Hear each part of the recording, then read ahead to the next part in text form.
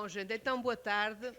Eu vou tentar falar devagar para poder ser entendida, mas sempre que falo sobre avaliação, de alguma forma também me emociono e perco um pouco a noção das coisas e começo a falar muito rápido. Basta que vocês me acenem, porque eu me irrito com algumas coisas que se passam no campo da educação e da avaliação, mas vocês acenam-me e eu caio, ponho outra vez os pés na terra e voltarei a falar mais devagar. A Sónia diz que eu sou guerreira. Eu não sei se sou guerreira. Na verdade, eu gostava de ser guerreira como a Sónia, mas não sou. Mas eu sou fruto da minha história.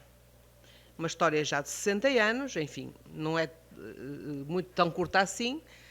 Apesar de tudo, espero que possa ser ainda mais longa, uns anos. Mas a minha história, sabem, marca-se muito pela minha juventude vivida no tempo do fascismo e da ditadura em Portugal, e do medo e da repressão, e do conhecimento do vizinho que tinha sido levado de madrugada preso, e dos nossos colegas, entre aspas, estudantes, que estavam nas aulas da faculdade, e nós até dizíamos brincando, Portugal é um país muito avançado, porque basta ter o 4º ano de escolaridade para entrar na universidade, e porque eram os PIDs, os bufos da polícia política, que estavam nas aulas, que vinham às aulas escutar o que se passava e infringir-nos esse medo de existir, esse medo de pensar alto, esse medo de rir demais, esse medo de ser feliz até. E eu que nasci em 53, em 74, o 25 de Abril apanha-me no início da minha vida como jovem adulta. E isso foi extraordinariamente marcante para mim. Foi extraordinariamente marcante para mim. O dia 24 de abril de 1900, o dia 25 de abril de 1974 e o dia 1º de maio de 1974 são dias absolutamente inesquecíveis na minha vida. E toda essa luta, todo esse voluntarismo, todo esse ânimo de que aquele povo amordaçado se muniu para lutar pelos seus direitos e pelo direito a existir, pelo direito a ser feliz, pelo direito a ter dignidade, foi uma coisa que foi muito marcante na minha vida. E, portanto, eu não sei se sou tão guerreira quanto deveria ser. Neste momento em que o meu país está nem sei, acho que não há adjetivos para classificar. É que nós estamos num fosso profundo. E o fosso, sabem, não é só provocado pela crise mundial. Nós, evidentemente, que somos um objeto dessa crise, evidentemente somos um objeto de experimentação, não tenho dúvida nenhuma, nós não temos dúvida nenhuma, nós, a Espanha, a Grécia e a Irlanda, mas também um bocadinho a Itália, mas mais estes 3 países, nós somos um objeto de experimentação do capitalismo mundial. Mas nós estamos num fosso porque o nosso próprio governo, aquele que nos deveria defender, não nos estão a defender, sabem? E neste momento, eu estou a falar isto, não pensem que isto não tem relação com o que eu vou dizer. Tem relação porque neste momento o governo que está atualmente no nosso país e que foi eleito porque ele prometeu cortar as gorduras do Estado, era uma frase que usavam muito, era uma expressão que usavam muito, e o povo pensou, uau, que bom, então vou cortar nas mordomias, no número de ministros, nos automóveis de luxo, vão cortar, nossa, é mesmo esse que nós queremos. E, claro, as mordomias continuaram e multiplicaram-se, mas agora estão um bocadinho mais escondidas, tudo continua igual. E onde é que eles cortaram? Onde é que está a gordura do Estado? Claro, na saúde pública, na educação pública, na segurança social, na cultura que deixou de existir. Isso é nessas gorduras que o Estado está a cortar. E, portanto, neste momento, sabem, neste momento a educação que nós temos em Portugal, portanto, em 2013, a educação que nós temos em Portugal resume-se a quê? Encerraram todas as escolas que são consideradas pequenas escolas, agruparam, os alunos agruparam-nos em grandes escolas, portanto, naquilo que eles chamam mega agrupamentos. Não, eles não chamam, nós é que chamamos. Eles dizem que não, que são agrupamentos requalificados. Portanto, em mega agrupamentos, portanto, voltaram a transformar as escolas em armazéns de crianças, não é?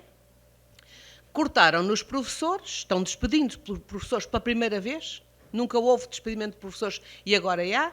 Em setembro 20 mil não vão ter lugar, mas entretanto já muitos outros milhares já sabem que não vão ter lugar na educação. E porquê cortaram nos professores? Porque consideram que as turmas, o número, as classes, eu não tenho a certeza de estar a usar o mesmo, que são muito pequenas, é um desperdício. A escola é um desperdício de recursos. Porquê ter 25 meninos numa turma quando da sala cabem 30 ou 40? Então estão a aumentar as turmas. Este mês de agosto, que é o mês de férias dos professores, na verdade eu nem quis propor aos professores das escolas de lá que estivessem a assistir a este encontro, porque tem sido um mês tão estressante para a educação em Portugal que eu nem tive coragem de lhes pedir. Os diretores das escolas tiveram todo o mês de agosto, que é o mês de férias, é o único mês de férias que têm, a trabalhar, porque eles têm que reorganizar as turmas, porque o governo não autorizou o número de turmas que as escolas tinham e, portanto, reduziu algumas, o que quer dizer que eles vão ter que se reorganizar. Outra coisa que o Governo está neste momento a fazer é a promover aquilo que é chamado, ainda é só o zum, mas enfim, nós sabemos que isto sairá em breve, que é promover o cheque educação. O que é o cheque educação? Não é como aqui sim, não é nada a dar aos professores. É pelo contrário, é uma subvenção que o Estado dá às famílias, para que elas possam escolher a escola dos seus filhos. Está-se mesmo a ver o que é que isto vai dar, não é? Evidentemente que o que isto acontece é que o cheque educação não é dinheiro a mais que veio para o Ministério da Educação. É dinheiro que é retirado daquilo que é pensar a educação pública e retirar uma fatia para dar a essas famílias, que evidentemente os vão dar a quem? Às escolas privadas. Certo? Portanto, é um financiamento da educação privada através dos dinheiros públicos. Entendem? E, portanto, e por outro lado também, sem ter a certeza, aliás, eu até posso dizer que tenho a certeza que nem todas as famílias serão capazes de fazer essa escolha ou, fazendo essa escolha, serão capazes de substantivar a escolha. Ou seja, pegar no seu filho, andar 20 quilómetros ou 10 ou 5 que seja, para ir levar à autoescola. O seu filho terá que ficar na escola que é mais perto da residência. Bom, eu estou a dizer isto porquê? Porque, na verdade, eu penso que nós vivemos... Bem, eu só posso falar por Portugal, embora, enfim, vou-me informando e vou sabendo, até porque as amigas também me vão dizendo, do que se passa no Brasil. Mas neste momento, e eu estou a falar de Portugal, nós estamos num momento de crise profunda. De crise profunda, num momento em que a destruição lenta, sabem, e com boa cara, com uma cara sorridente, como se aquilo fosse o melhor no mundo para nós, é a destruição do Estado de Providência, daquilo que era a capacidade que o Estado tinha de fornecer meios, à população. E, portanto, como eu vos digo, estes cortes também se verificam na saúde, enfim, não vou estender muito por aí, mas do ponto de vista da educação, de facto, a situação é muito grave. E há qualquer coisa que é um apoio a estas medidas. E é o quê? É justamente a avaliação. Hoje a Márcia falava daquela tal escola que tinha o diretor autoritário e tal, e que tinha muito bons resultados.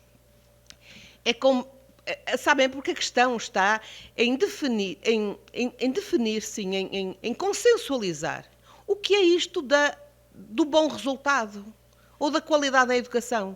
E se vocês me permitem, eu como num bocadinho que tive, dei aqui uma vistinha de olhos a este livro maravilhoso que a Sónia de manhã vos mostrou, eu vou só ler um parágrafo, está bem? Tirado assim, enfim, é um capítulo que se chama Lições Aprendidas. Diz assim: as políticas que estamos seguindo hoje têm poucas chances de melhorar nossas escolas. Na verdade, muito do que os nossos políticos agora demandam provavelmente fará com que as escolas sejam menos efetivas e pode degradar ainda mais a capacidade intelectual de nossos cidadãos. As escolas, certamente, serão um fracasso se os estudantes se formarem sabendo como escolher a opção correta dentre 4 afirmações num teste de múltipla escolha, mas não estiverem preparados para viver vidas plenas, ser cidadãos responsáveis e realizar boas escolhas para si mesmos, suas famílias e para a nossa sociedade. Sabem, isto caiu que nem sopa no mel, como a gente às vezes lá diz em Portugal. Porque a verdade é que as escolas com bons resultados são, de facto, muitas vezes as escolas que ensinaram muito bem os meninos a escolherem a melhor de 4 opções. Mas relativamente às escolhas da vida, há uma consciencialização do que é ser cidadão, do que é viver em comunidade, em coletivo, numa sociedade, etc. Zero. Nas escolas portuguesas, neste momento, os professores têm também no seu horário uma siglazinha que se chama PPE. Sabem o que é? Preparação para exame. Portanto, o horário do professor é constituído por um conjunto de horas de aula direta, de lição direta com os alunos, não é? E depois, nas outras horas que compõem o seu horário, têm tarefas, têm deveres, têm obrigações. E então, a maior parte das pessoas tem este PPE, Preparação para Exame. Preparação para Exame é o quê? Preparação para Exame é ensinar, encasquetar na cabeça meia dúzia de leis, de teorias, de coisas, até eventualmente muito interessantes, mas que, para se debitarem no dia seguinte, no dito exame, e se esquecerem no dia a seguir. É uma preparação para um saber profundamente descartável. É o saber que eu uso hoje e deito fora amanhã. E, portanto, muitas vezes os bons resultados é isto. É a capacidade que as escolas têm de porem os alunos a responderem corretamente a exames, o que é muito diferente de serem detentores de um saber. Certo? E, portanto, se a escola de qualidade é a escola que obtém bons resultados e se os bons resultados são verificados através de provas de papel e lápis, essa qualidade eu não a quero para mim, nem para a minha família, nem para os meus filhos, nem para os meus netos, nem para os meus sobrinhos, nem para os meus vizinhos.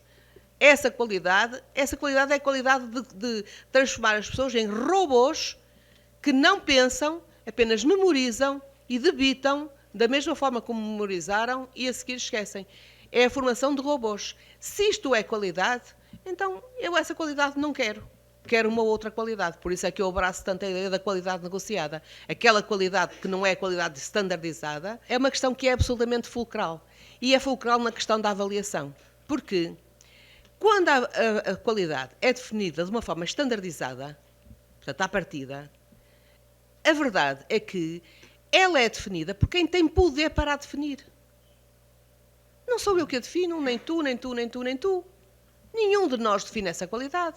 Ela está definida por alguém que é superior a nós e que tem interesses que nem sempre são coincidentes com os nossos interesses. E, portanto, a medição, a mensuração, como vocês dizem, a medição dessa qualidade é uma medição que é feita em provas que permitem precisamente isso, medir aquela qualidade. Certo? Ora, a avaliação standardizada, normativa, homogeneizante, é uma avaliação que serve à justa para a medida dessa qualidade. E depois, a partir dessa medição, dirão, não, mas então vocês não têm qualidade. Nós definimos que a qualidade era saber o teorema de Pitágoras, de trás para a frente e de frente para trás. E vocês não estão a corresponder a essa qualidade. Portanto, vocês não têm qualidade. Vocês não têm saber. Os saberes que vocês sabem são saberes que não nos interessam. E, portanto, quando a qualidade é normativa, standardizada e definida à partida, nós sabemos que ela é definida por quem tem interesses e por quem é capaz também de depois realizar a verificação dessa qualidade. E quem é que a realiza? Sim, essas tais instâncias internacionais.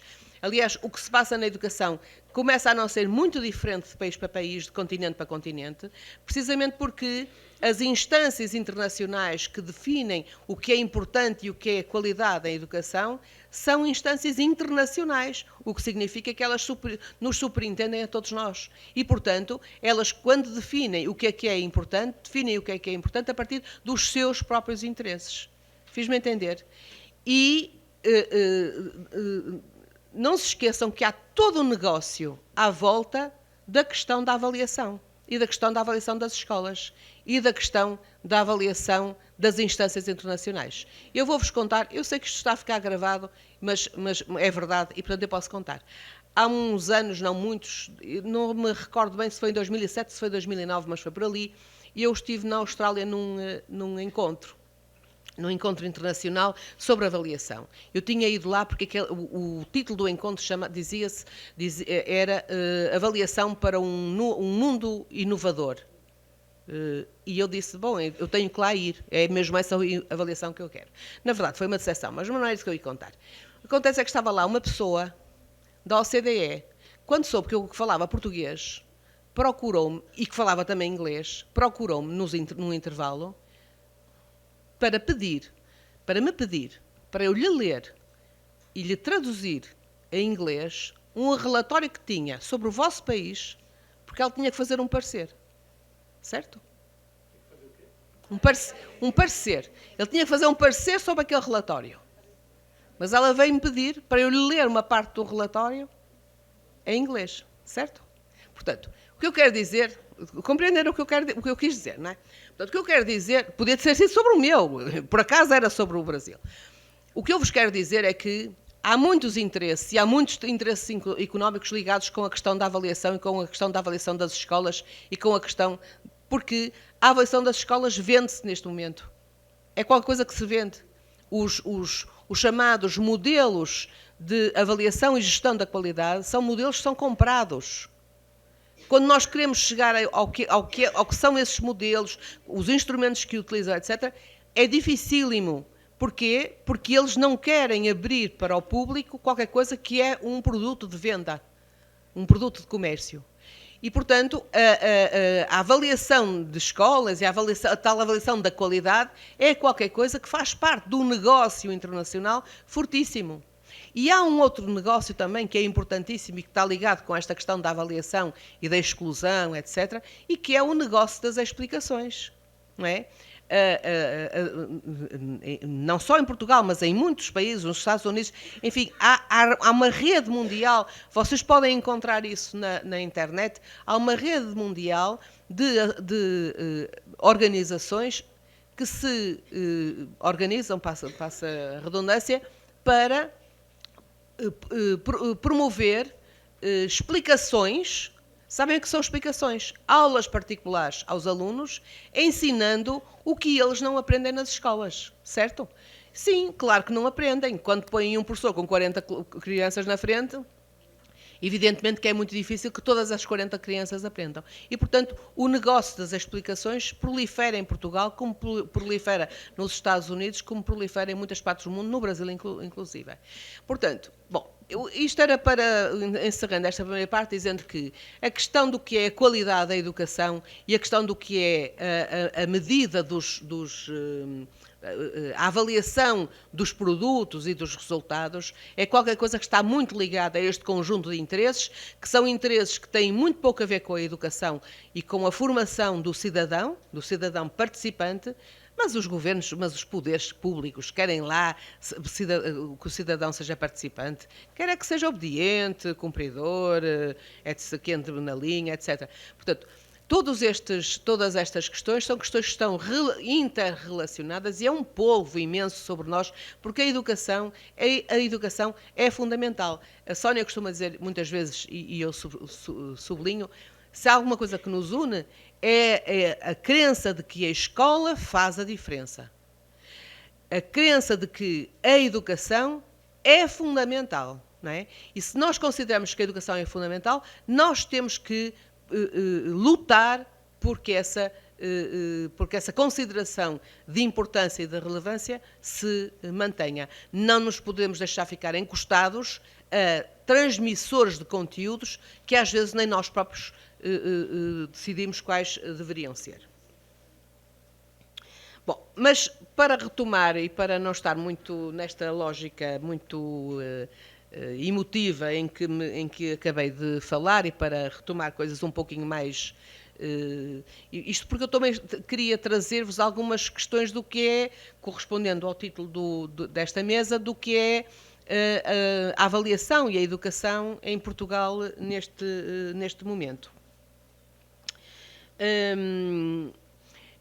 A primeira coisa que eu diria é que o panorama da avaliação não é muito diferente, como já disse há pouco, do panorama que vocês sentem aqui, porque há essa outra rede internacional que, no fundo, nos constrange e nos condiciona e nos oprime também, de alguma forma. Outra questão que eu vos queria... portanto, a Revolução dos Escravos foi em 74... E esse movimento foi um movimento muito poderoso, porque a seguir à Revolução dos Escravos, Portugal, sabem, levantou-se literalmente, não é? Aquele Portugal amordaçado levantou-se e as pessoas foram muito participativas, organizaram-se muitas comissões, por exemplo, os moradores organizaram-se, os professores organizaram-se, enfim, foi um período absolutamente fantástico de participação, sabem? De democracia participativa. Muito rapidamente, os governos amansaram a coisa e começamos a entrar nesta lógica de democracia delegativa, não é? Que é aquela coisa, a gente vota em alguém, e esse alguém, e depois vou para casa dormir e ver televisão, e esse alguém defende os meus interesses, e muito rapidamente, quando digo muito rapidamente, uns 8 anos, começou aquilo que nós chamamos lá o período da normalização, que era meter toda aquela revolução, toda aquela efervescência numa normalização, numa institucionalização que, de alguma forma, contivesse todo aquele nosso entusiasmo. E na educação isso também se passou. Em 86, portanto 12 anos depois, foi promulgada a Lei de Bases do Sistema Educativo, que é a que ainda hoje nos rege, embora com algumas alterações. E ela foi algo inovadora. Aliás, é uma característica que Portugal sempre teve, é que Portugal sempre teve, enfim, o Portugal que eu conheço depois da Revolução, produz legislação muito inovadora, com, sabem, muito para a frentex, como nós dizemos, mas depois a regulamentação daqueles decretos, quando se diz depois como é que aquilo entra em funcionamento, é uma forma de pôr água naquela fervura que essa lei vai trazendo. E, portanto, em 86 é aprovada a lei de bases. Muito pouco tempo depois é aprovado um regime jurídico da formação de professores que veio transformar qualquer coisa que os professores reclamavam como um direito numa obrigação, e os professores passaram a ser obrigados a formarem-se. Com tudo o que isto tem de bom e de mau, sabem? Não é? Portanto, com tudo que... Porque ao institucionalizar-se que a formação era uma obrigação, há muita perversão, porque depois, como dizia uma ministra nossa das Finanças, quem tem dinheiro manda. Quem paga manda, não é? E, portanto, quem pagava aquela formação também mandava na formação que se fazia. E, de alguma forma, se foi condicionando também um pouco o modo como os professores se assumiam enquanto profissionais. E, em 2002, é promulgado um decreto que finalmente vem estabelecer tudo o que há de mais importante sobre a avaliação no nosso país. Esse decreto foi muito, muito inovador. Foi recebido com enorme contestação, vocês nem imaginam. Ele promulgava, dizia respeito à avaliação das escolas, dos professores e dos alunos. Relativamente à avaliação dos alunos, veio trazer para a letra de lei aquilo que era a avaliação formativa que nós já íamos fazendo nas formações informais, etc. Mas ele trouxe para a letra de lei as ideias da avaliação formativa. E, portanto, instituindo a ideia de que a avaliação deve ser, sobretudo, formativa. E sumativa também, mas sumativa em alguns momentos. E, portanto, em articulação com esta ideia, previa que as passagens de ano, a reprovação, não é? Se fizesse, não no final de ano, vocês falam em séries e classes, vocês desculpem, e ciclos, eu não sei se a ideia corresponde, portanto vou falar em ano letivo, está bem? Portanto, as reprovações, a aprovação ou reprovação dos alunos fazia-se no final dos anos, não é? E este decreto, em 2002, vem prever que, e do meu ponto de vista, de uma forma extraordinariamente inovadora e, aliás, em consonância com a ideia da avaliação formativa, que a reprovação ou aprovação se fizesse não no final do ano, mas no final do ciclo.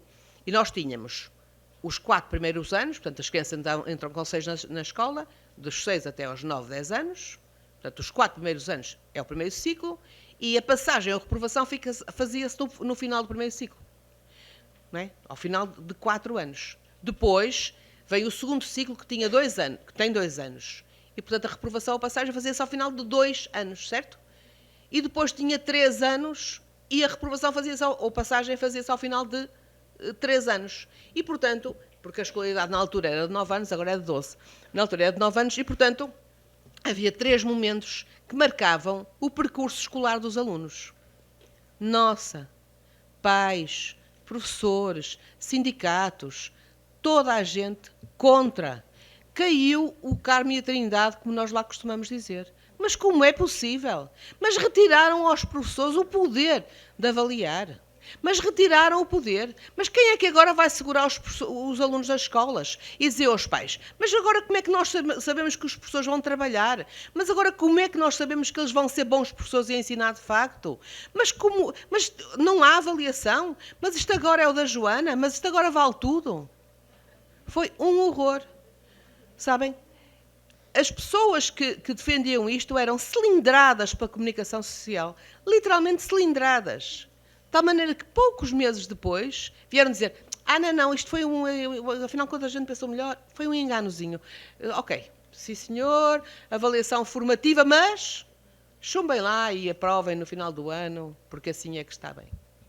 Sabem, para mim, isto foi um marco. Eu, na altura, acho que não soube ler a importância que isto iria ter na educação. Porque, sabem, na avaliação, no controlo, eu não disse avaliar, no controlo, passar ou reprovar é muito importante. Eu estou lá para controlar, não é? É como o revisor nos transportes públicos. Eu estou lá e vejo, vou controlar quem entrou com bilhete, quem entrou sem pagar bilhete, certo? E, portanto, o controlo é importante. Quando o professor assina o livro dizendo que está a trabalhar, esse controlo é importante. Se ele assinou, está lá, certo? A avaliação não é só este controlo. A avaliação em educação é muito mais do que este controlo. A avaliação em educação é fazer aprender. É ajudar a transformar. É refletir para mudar. É refletir para melhorar. E deste ponto de vista, a avaliação mantém-se, quer haja reprovação ou passagem. Certo? A avaliação não é a pauta é aquele papel com as notas que a gente põe na parede no final do ano, dizendo os verdes, os vermelhos e os azuis, como vocês chamavam, não é? Essa pauta que eu afixo na parede, não é isso que é a avaliação. A avaliação é tudo o que veio antes que me permite ter aquele papel. E que, aliás, trabalhada devidamente e trabalhada numa lógica negociada e participada, como a professora Ana Saúl defende, e a professora Mara, e nós também no projeto, permite até, vejam lá, não é? Que os vermelhos reduzam naquela folha. Permite, portanto, um maior sucesso. Portanto, avaliar não é exclusivamente verificar. E quando as pessoas reagiram a esse decreto dizendo nossa, mas agora como é que vai ser? Reagiram porque elas não entenderam na altura que a avaliação é muito mais do que essa verificação de conhecimento. É muito, muito mais do que essa verificação de conhecimento. E, portanto, esse momento foi um momento, penso eu, que foi um momento dramático na nossa vida educativa, porque ele marcou para sempre, pelo menos até à data, não é? O sempre que eu conheço, marcou para sempre, ou para o futuro, que o que nós, país, Portugal, sistema educativo, íamos considerar como importante na educação era o controlo e a verificação dos conhecimentos adquiridos e não a avaliação que permitiria que os estudantes transformassem esses saberes, esses conhecimentos, em saberes seus. Certo? E, portanto, por isso é que eu estou a referir esta ligeira evolução lá, para vos transmitir esta ideia de que a ideia de que a avaliação é igualzinha à verificação e ao controle é uma ideia que nos matará para sempre do ponto de vista pedagógico. Nós temos que lutar absolutamente para que a avaliação saia dessa lógica da verificação, exclusiva da verificação. De qualquer maneira, sabem, eu acho que é fundamental nós construirmos uma contracorrente. Sabem? Acho que é mesmo fundamental. Nós não nos... Sabem, quando a minha universidade publica que já está no número de não sei quantos, do ranking de não sei de quê, e toda a gente fica, uau! Eu fico, mas por favor, mas porquê é que vamos ficar contentes? Quem construiu o ranking, construiu a forma de entrada no ranking e, portanto, necessariamente nós nunca estaremos no topo desse ranking. Estaremos sempre num lugarzinho que a gente vai achar bom, olha que fixe, não é? Se estivermos 150, uau, que bom 150, 149, estamos a melhorar. Mas quem define os rankings, sabem? Define as formas de lá entrar. E digo-vos mais uma coisa, não é só por universidade. As ciências sociais e humanas nunca entrarão no cimo de um ranking. Sabem porquê? Não há prémio Nobel em ciências sociais e humanas, certo? Portanto, não sei se eu me faço entender, porque a existência de prémios Nobel na universidade faz a universidade subir no ranking, certo? E, portanto, entrarão as químicas, as economias, as medicinas, mas as universidades, mas as faculdades e o campo das ciências sociais e humanas, as sociologias, nunca entrarão nesses rankings, nunca, nunca. Porquê é que nós nos vamos gabar disso? Eu quero lá saber do ranking. Sabem como é que são feitos? Em Portugal, o ranking é ranqueamento. Em Portugal há ranqueamento de escolas. Sabem como é que ele é feito? Eu digo num instantinho e não ocupo os 2 minutos que a Zânia me deu. Os alunos são classificados pelos professores dentro das escolas, não é? E têm uma nota, uma classificação. E depois fazem exames nacionais, exames externos. Desde o 4º ano, certo? Desde o 4º ano. Desde os 9, 10 anos que os meninos fazem... Agora este novo ministro, que é um ministro que é completamente contra as ciências da educação e que fala na pedagogia como sendo o eduquês, obrigou os meninos que fizeram este ano exame, pela primeira vez, a assinarem um compromisso de honra. Meninos de 9 anos assinaram um compromisso de honra em como não utilizariam nem o seu telemóvel nem a calculadora no exame, certo? Ministro que diz hoje uma coisa e amanhã diz outra, que hoje promete uma coisa e amanhã faz outra, certo? Bom, mas a criança teve que assinar um compromisso de honra. Estava a dizer isto porque agora... O ranking, sabem como é que é feito? Portanto, o professor dá uma nota àquela criança.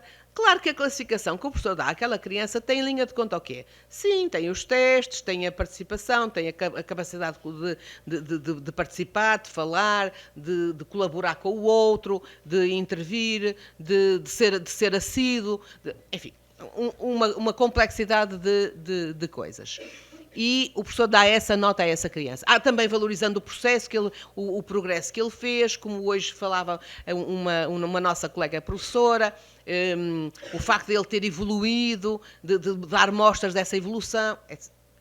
E depois o menino vai fazer o exame, que este ano até foi assim, sabem? Os meninos iam da sua escola a outra escola fazer o exame, não fosse haver lá um professor que lhes desse uma ajuda, não é? Portanto, criando todo aquele stress de exame, etc. E o menino vai fazer o exame. E daí sai uma outra nota. E é da diferença, basicamente, não é só, mas é basicamente da diferença entre estas duas notas que sai o ranking. Portanto, quanto mais próximas as notas estiverem, melhor é, certo? E em melhor lugar do ranking a escola ficará. E sabem o que é que isto acontece? Desde 2000 que há rankings de escolas e as escolas públicas praticamente não param de descer do ranking. Que é? Os professores ficaram piores? Não, sabem? É que o que há é, por um lado, há uma fuga de estudantes, dos que podem, de alunos dos que podem, para o privado. E, por outro lado, a forma como uma escola pública se apresenta ao ranking e uma escola privada é completamente diferente. Enquanto que uma escola pública se apresenta com os seus alunos, a escola privada pode dizer, olha, tu apresenta-te a exame, mas lá pela outra do lado, pelo teu paizinho e tal, não ponhas o nome da nossa escola, certo? E, portanto, há escolas privadas que estão em lugares cimeiros dos rankings e que apresentam 30 e 40 alunos a exame, certo? Enquanto as públicas apresentam outro. Bom, isto é para vos dizer que não se deixem iludir, por favor. Não se deixem iludir, porque esta questão dos... E não fiquem nem contentes nem tristes pelo lugar que a vossa escola tem no ranking, porque o ranking não vale nada. Portanto, nós temos que construir essa contracorrente. Nós temos que valorizar aquilo que é a avaliação, enquanto processo de construção, de saber, de conhecimento, etc. E não apenas um número que é posto na parede a vermelho ou a azul. Amanhã, se calhar, discutimos mais e hoje também teremos mais tempo. Desculpem lá o tempo que vos ocupei.